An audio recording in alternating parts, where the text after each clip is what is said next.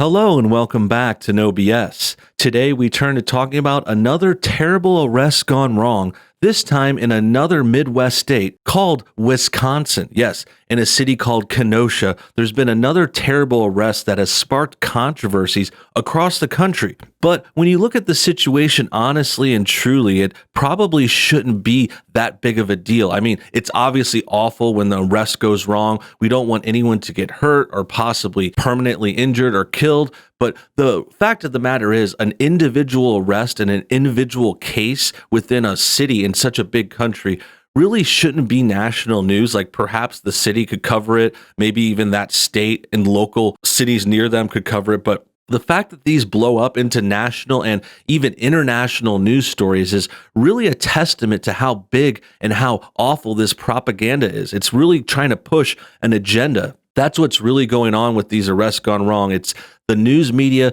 being liberal and left-wing dominated, and they're trying to push different propaganda out there. That's why they pick and choose. Only certain arrests get brought up like this. That's what you got to keep in mind. It's never a bad arrest gone wrong that involves a white person getting hurt or arrested. It's never even a brown or Asian person. It's always a certain demographic that gets brought up here. And that's because we know that they're actually trying to race bait. This isn't so much about protecting a group of people, a certain minority. We know BLM is trying to support black people and acting like they care, but really they're using them as a way to race bait and to spark controversy throughout the country. And it's working. That's the bad thing. This is actually working. This arrest gone wrong has turned into more riots and more terrible things happening across the country. Things are being set on fire. Buildings are being destroyed. This whole area is in unrest. They can't even control it. The police are trying. The National Guard was supposed to go in last night, but that didn't work. And it's all because of this arrest gone wrong, which we're going to go over. And specifically, we're going to go over how it's being used by the media, how they're misportraying it and using it to spread this propaganda, trying to make bad things happen in our country, which of course is related to our election cycle. So we're going to get to all that soon and more. But first, let's take a quick moment to check out our sponsor. We started giving away this police coin last month, and we had a lot of great takers on this offer. Basically, all you have to do is pay for shipping, and you could get yourself a very nice golden coin that has engraved police images on it. This is to support our men in blue, to show that we support these heroes who are saving our country, protecting us from evil, and stopping all that crime out there, at least the best they can. I know the leftists and everyone want to defund the police, but here at NoBS, we're here to support them. And really, one of the best ways you can do that is signing up and getting one of these free cop coins. They're free for a limited time. You just have to pay shipping. So if you're interested, make sure you check out the link below today's video. Great. Now that that's out of the way, let's talk more about this arrest gone wrong. As you can see from this CNN article, it says, Wisconsin police shoot a black man as his children watch from a vehicle, attorney says. Now, this is pretty much the most dishonest portrayal of the incident. We're not going to be able to show or talk about everything today. We don't actually have all the details. What basically happened from my perspective and many others on the internet, people following the news and Twitter and stuff like that, was basically there was this arrest a few days ago, and they released a short clip of video footage of it that sparked a controversy. Does this sound familiar? Because this is pretty much what happened with the last two arrests that went wrong this year and sparked other controversies. This is what happened with the George Floyd situation, and it also happened in Georgia with that other arrest gone wrong at that Wendy's restaurant. So those two issues had small short clips shared online, and basically from there, the rest of the information is kind of withheld, and that's kind of what's happening in Wisconsin too. We still haven't seen the full story. We haven't heard all the details. We haven't seen the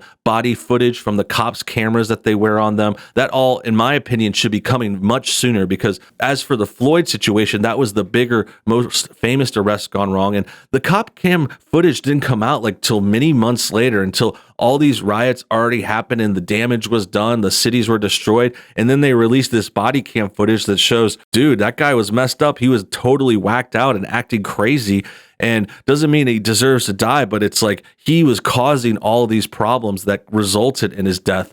And I think that's similar to what's happening with this new arrest gone wrong. From what I can see from the short video footage, I'll try and describe it for you. But basically, there was a couple of cops who who had pulled over this black guy. He was on the side of the road. The cops had their weapons pulled out at him and they were trying to give him orders, but the guy just kept walking away from them. And if you could picture this as the car, like he basically was pulled over here and then he started to walk around his car and the cops were telling him to stop. They're following him with their weapons drawn on him. And he just keeps going and he goes and reaches into the car and he was either going to reach for something in there or he was going to drive away. So this forced the cops to stop him and they had to, use their weapons and defend themselves and everyone around them. They were trying to save them from this violent criminal. He was actually had a record before too. So he was flagged for being more violent and more likely to cause a problem. And that's what happened. And yeah, it was very unfortunate that the guy got hurt, but it is fortunate that he is still alive. He's in critical condition. I think he's recovering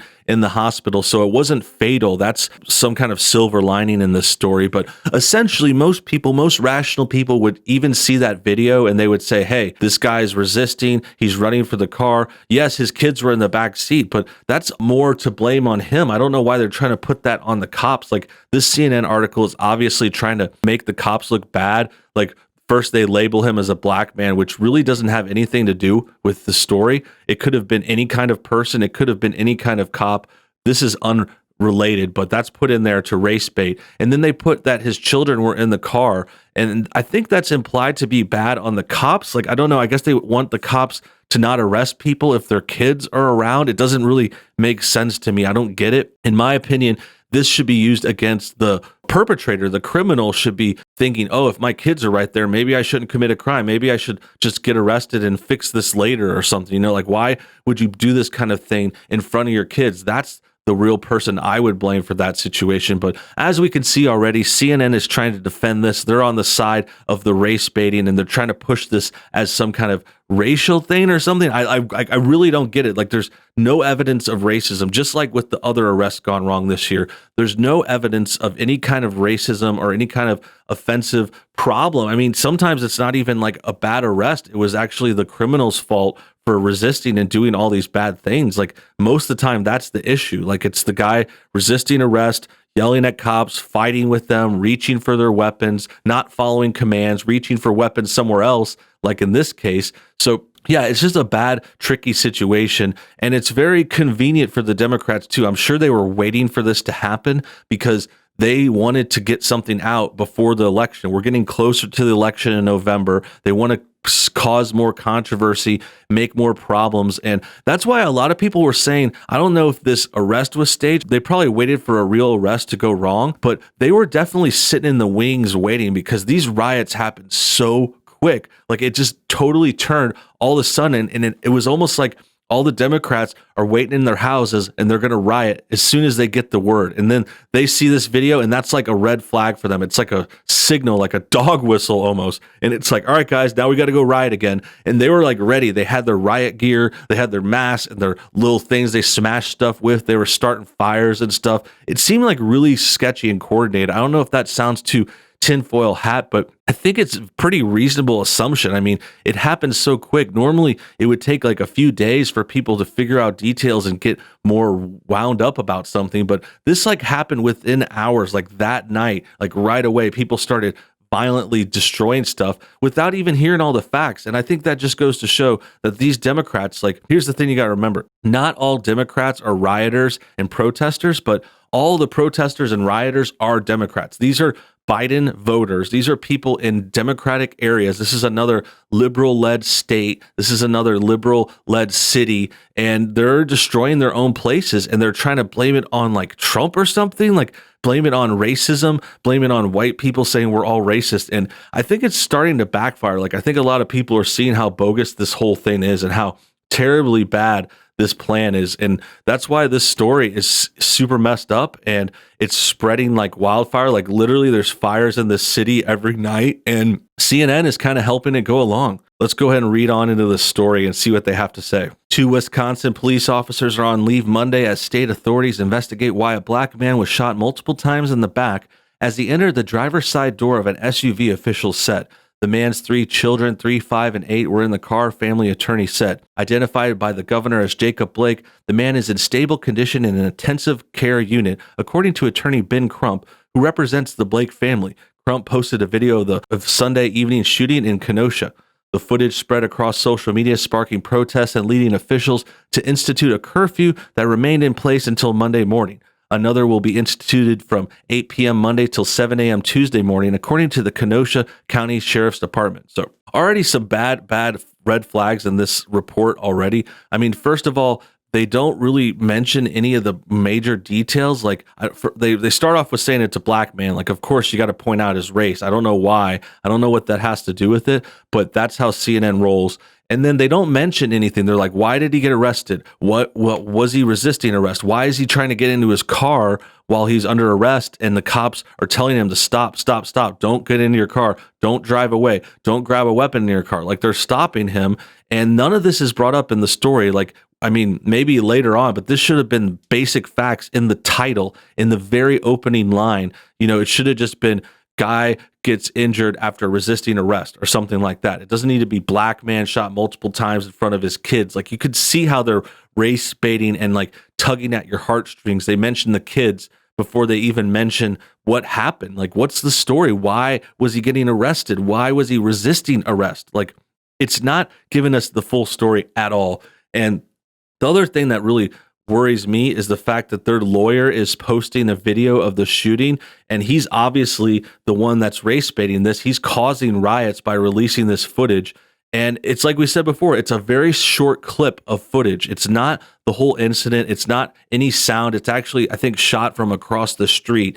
And it was like a 15-second clip of the end of the encounter. And that's how they roll. That's what the Democrats do, is they show the last part of the arrest where it goes wrong, but they don't show you any of the buildup. They don't show you the fact that this guy broke a law and that's why he got pulled over. They don't show you him resisting arrest, saying bad things to the cops, threatening their lives, threatening other people's lives. If this guy would have got away, he would have been driving a 4,000-pound car that could have hurt many other people. He could have hurt those kids. They act like they care about the kids, but they're actually just using the kids to make more emotion involved in this situation, to like fan the flames. And it's just super messed up. Like, I think you could tell I'm very, very frustrated by this.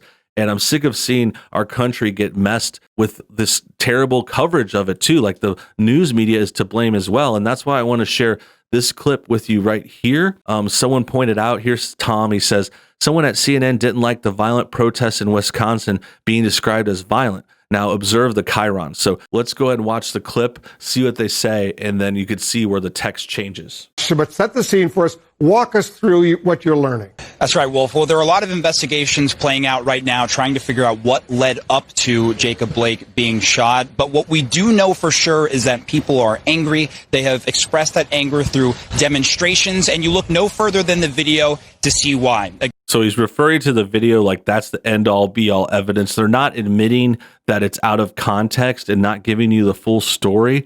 And that's just classic CNN. I mean, we read their article. We were looking at their video. They're race baiting this again, just like they did with the other event. And actually, this is the same reporter that they sent to the event. I think they really want to send like a black reporter in to this like race baiting issue. Like, they always put black people in the field on these issues. This happens on other news channels too. And I mean, that's fine. Like, hire and put out whoever you want, but you can tell that they're trying to do that to get the angle going, to get the racism going. And the other thing is, specifically, they're pointing out the chyrons here. So the first one text says violent protests after a shooting. And then the second one says curfew ordered after protest. So they change it to not being violent. Like, they're trying to act like it's just a peaceful protest. But it's pretty ironic since this guy's standing in front of like a burnt up truck.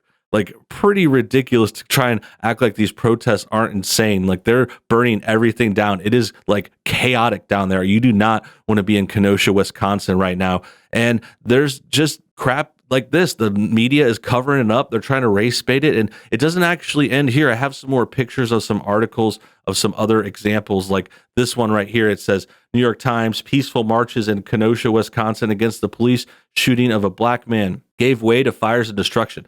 This makes no sense at all. How can a peaceful march give way to fires and destruction? Like, you're not peaceful anymore. You are burning crap down. There's a huge fire in the picture. How do they even have the balls to say it's peaceful?